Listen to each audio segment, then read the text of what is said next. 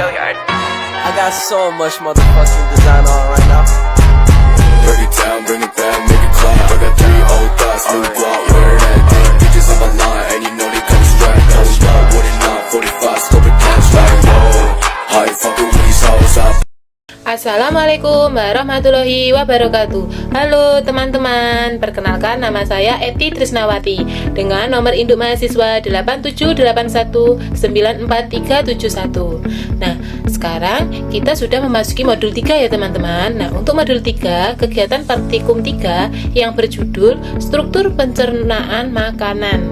Tujuan dari praktikum ini yaitu dapat mengurutkan bagian dari sistem pencernaan. Adapun alat dan bahan meliputi alat tulis dan gambar sistem pencernaan. Setiap hari kita makan untuk menyediakan energi, mendukung pertumbuhan dan perkembangan tubuh, serta menjaga kesehatan mental dan fisik kita. Teman-teman, kalian sudah tahu apa belum? Kita setiap hari itu makan, terus makanannya yang kita makan itu perginya kemana? Pada video ini, kita akan membahas tentang sistem pencernaan makanan.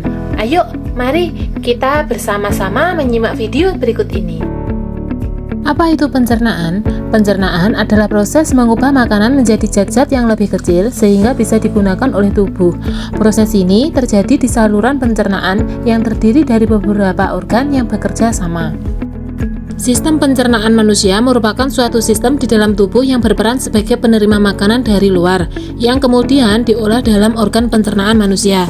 Dimulai dengan memasukkan makanan, pencernaan, dan penyerapan bahan-bahan yang dapat diserap, dan menghilangkan sisa-sisa pencernaan. Makanan atau zat yang ada di luar tubuh kita tersusun dari molekul-molekul yang sangat kompleks. Agar makanan dapat dipergunakan oleh tubuh, maka diperlukan adanya proses yang dapat menyederhanakan molekul-molekul tersebut untuk diserap dan dimanfaatkan oleh tubuh. Enzim pemegang peranan yang paling penting dalam pencernaan ini. Enzim dihasilkan dalam usus dan berfungsi untuk menghancurkan makanan. Beberapa enzim bekerja dalam keadaan asam, sedangkan yang lain dalam keadaan basa. Proses penyederhanaan makanan terjadi baik secara mekanik maupun kimiawi, serta pembuangan sisa-sisa dilangsungkan oleh berbagai struktur yang tergabung di dalam sistem pencernaan. Berikut adalah gambar sistem pencernaan. Pertama adalah rongga mulut. Rongga mulut mengandung 2 organ pencernaan, yaitu gigi dan lidah. Mulut merupakan bagian dari sistem pencernaan manusia. Mulut dianggap pintu bagi makanan dan minuman yang telah dikonsumsi untuk masuk dan diteruskan kepada sistem pencernaan selanjutnya.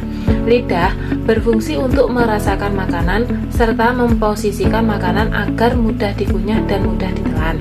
Kemudian, gigi berfungsi untuk mengunyah makanan yang dikonsumsi agar menjadi lebih halus dan lebih mudah dicerna. Yang terakhir adalah kelenjar ludah. Kelenjar ini mengeluarkan amilase, enzim yang memecahkan karbohidrat menjadi maltosa. Yang kedua yaitu kerongkongan. Kerongkongan atau esophagus berasal dari bahasa ilmiah. Kerongkongan merupakan lorong yang akan dilalui makanan atau dimasuki makanan yang selesai dikunyah dan telah diproses di dalam mulut. Kerongkongan juga disebut tabung berotot dengan panjang sekitar 2,5 cm, memanjang di ujung rongga mulut ke lambung. Kerongkongan berfungsi untuk melewatkan makanan yang sudah dikunyah dari mulut ke lambung, sehingga mencegah masuknya benda asing ke dalam lambung. Yang ketiga yaitu lambung. Lambung merupakan bagian saluran pencernaan yang membesar. Perut bisa menampung 1-2 liter makanan.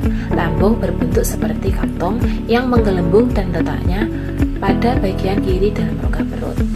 Lambung mempunyai fungsi penting dalam sistem pencernaan. Salah satunya yaitu menghasilkan asam klorida dan akan membasmi semua mikroorganisme yang ada pada makanan yang kita makan. Yang keempat yaitu usus halus. Usus halus merupakan bagian dari saluran pencernaan yang terletak di antara lambung dan usus besar.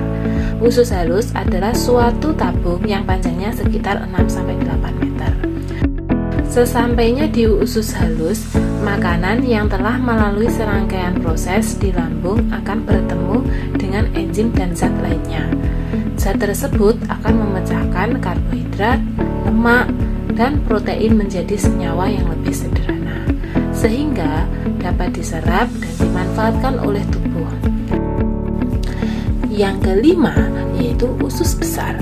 Usus besar atau kolon adalah bagian antara usus buntu dan rektum.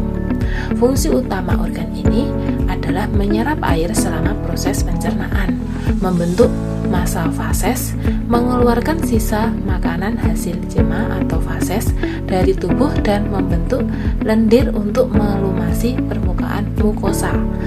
Pemecahan ini menghasilkan gas H2S, indol, kontak, fenol, vitamin H atau biotin, dan vitamin K berperan dalam pembekuan darah.